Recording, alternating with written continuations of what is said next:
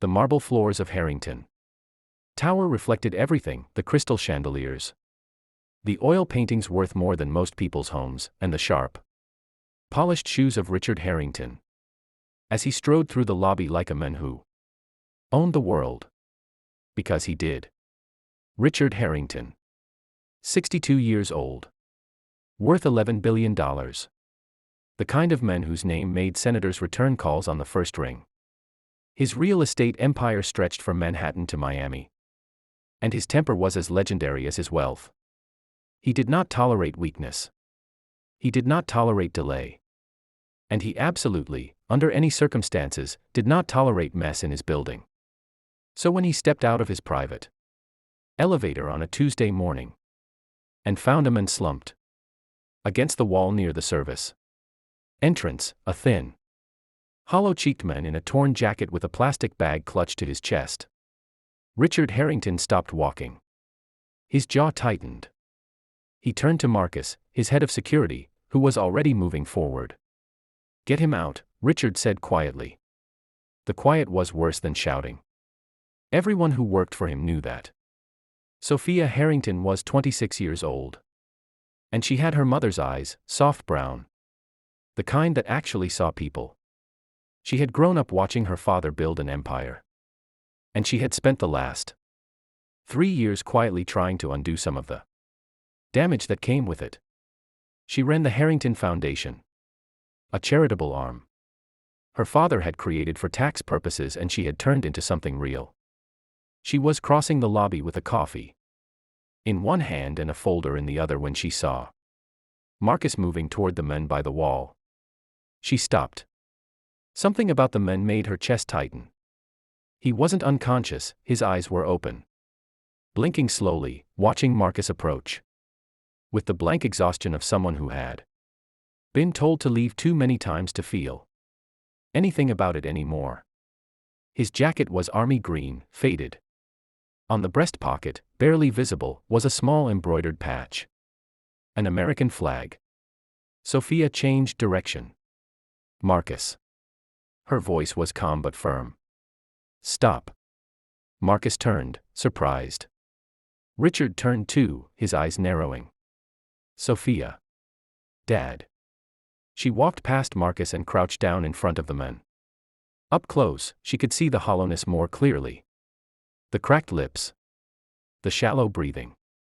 The way his hands, wrapped around that plastic bag, were trembling, not from cold, but from something deeper. "Hey," she said softly. "What's your name?" The men blinked at her. He looked like he hadn't been spoken to gently in a long time. "James," he rasped. "James Calloway." "Sophia, step away from him." Richard's voice cut across the lobby. A few employees who had been pretending not to watch now openly stared. "I don't know what you think you're doing, but this is a place of business. He's not bothering anyone." She didn't stand up. She kept her eyes on James. "Are you hurt, James?" He stopped, swallowed. "I used to work here. Long time ago. I know I shouldn't be sitting here. I just needed a minute. My legs gave out." Sophia looked at his shoes. The sole of the left one was held together with duct tape. "Sophia." Her father's voice again, closer now. "Now." She stood. But she didn't step away. She stepped between them, turned to face her father with her back to James. Her arms slightly out at her sides. Not dramatic. Not performed. Just a body placed deliberately in the space between power and vulnerability. "Don't touch him," she said. The lobby went absolutely silent. Richard Harrington stared at his daughter. In 30 years of building his empire, no one had spoken to him that way in his own building. Not once. "Excuse me," he said softly. "He's a veteran, Dad." Her voice didn't shake. "Look at his jacket. He served. And before that, you said he worked here. So he's not a stranger off the street. He's a man whose legs gave out in a building he once helped keep running." She paused. "I'm not moving." The seconds stretched. Marcus looked at the floor. The receptionist looked at her screen. Nobody breathed. Richard's face was unreadable.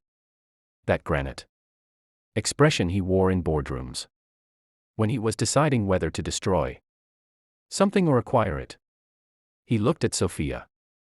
Then, slowly, he looked past her at James Calloway on the floor. Really looked. Something shifted in his face. So small that only Sophia, who had studied that face her entire life, would have caught it. He turned and walked away.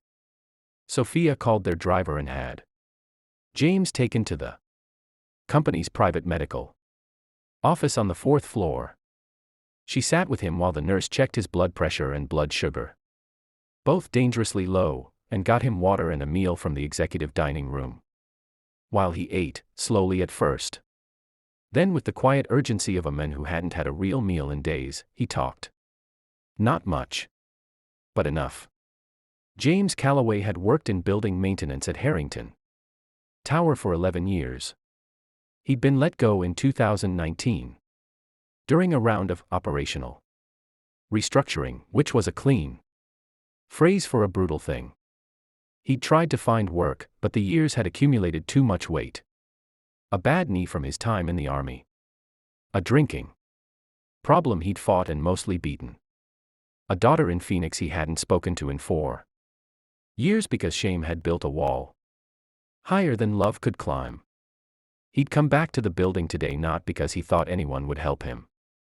He'd come back because it was the last place he'd felt like a person who mattered. Sophia listened to all of it. Then she made 3 phone calls. She didn't see her father until that evening. She found him in his office on the 42nd floor, standing at the window with a glass of scotch, watching the city go dark. "You humiliated me," he said without turning around. "In my own lobby." "I know." She sat down across from his desk.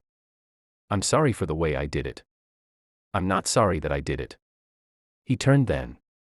She expected anger. The glass jaw, the cold eyes. Instead he looked tired. Old in a way she rarely let herself notice. "James Calloway," he said. "I remember him." He said it like the name had been waiting somewhere inside him. He used to bring coffee to the maintenance team every morning. His own money. Bought it for everyone. He paused. "I walked past him 100 times. I never learned his name until you said it today." Sophia said nothing. Her father walked to his desk and sat down heavily. He set the scotch glass down and didn't pick it up again. "Your mother used to do that," he said quietly. "Stop. Actually stop and look at people." He was quiet for a long moment. "I forgot how to do that. I'm not sure when." "Dad. I'm not looking for absolution, Sophia." He held up a hand. "I'm just saying it out loud. That's all." He reached forward and opened his desk drawer. Pulled out a card. "What does he need?" She looked at him for a moment. Then she told him. It took 2 weeks to arrange everything. James Calloway was connected with a veterans housing program that the Harrington Foundation fully funded.